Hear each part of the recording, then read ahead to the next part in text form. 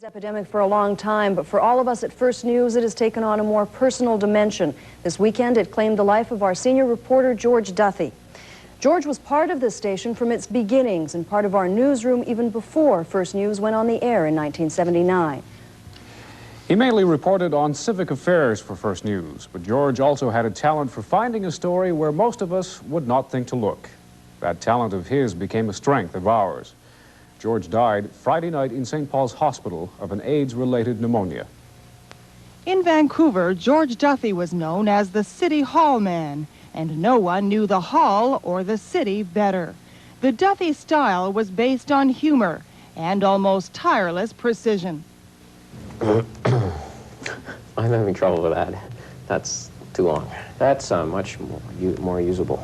It's not very Jacket's bunched up at the back of it. You almost have to sit in your tail of your coat. I've got a terrible housing problem, but I don't know if those programs are Excuse me, going I'm to going work. to start you again. When you say I said, you're talking about like you're quoting yourself now.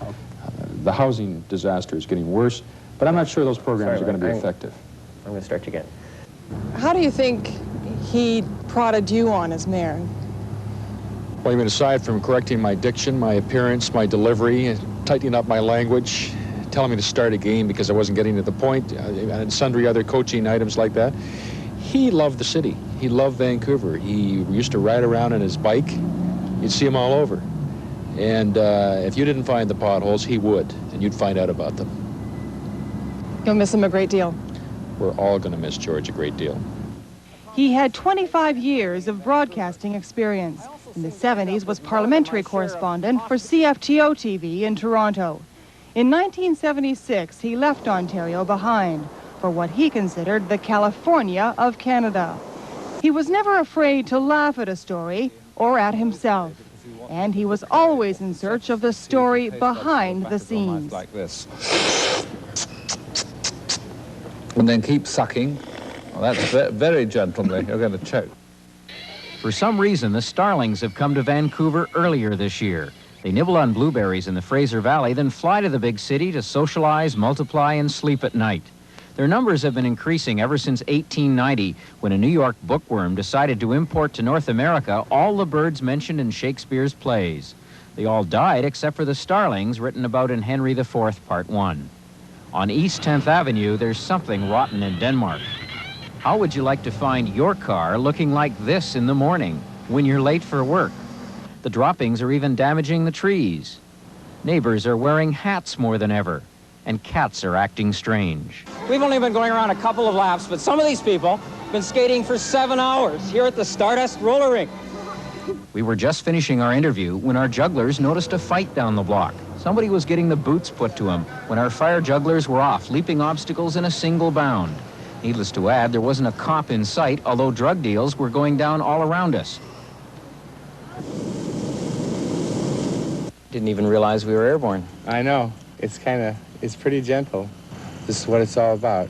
Just drifting gently over the countryside. He preferred the lighter side of life, but there was a serious side, too. At tomorrow night's forum here at King George Secondary, they'll be giving away copies of a brand new brochure about AIDS that's at the printers today. Thousands of copies of the last pamphlet have already been distributed. I've known George for 25 years. George has been a good friend for just about 25 years exactly. And we were very fortunate in Vancouver to have George at CKVU. George was the first reporter to do honest, upfront reporting on AIDS for television. We're not immune to this disease here in Vancouver just because we're in Canada.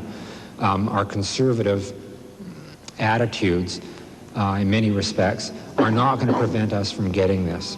That plea came during a forum billed to fight fear with the facts. George was always quick with a line, with the newsroom banter, with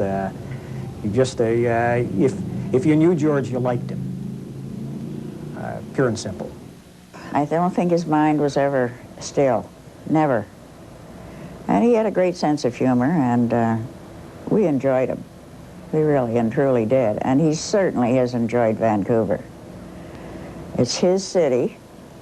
I think he's made the most of it. He loves doing what he's doing, and I'm proud of him. Very. On February 7th, George was admitted to St. Paul's Hospital. He had been ill since December. In hospital, he said, "I've lived a good 45 years. He was a man who lived every day to the fullest, and one who had always accepted the good times with the bad." This past year was a real up and down year. I was high after meeting Terry Fox. Interviewed him twice, then had to cover the family funeral. Chief Dan George also died this year, everybody's West Coast grandfather. John Lennon's death was something that seemed to mean more and more as the year went on. The civic strike was a real bummer for a City Hall reporter. And this was the year I turned 40. That's never easy. It was one of those years where maybe you have to experience the valleys in order to appreciate the mountains.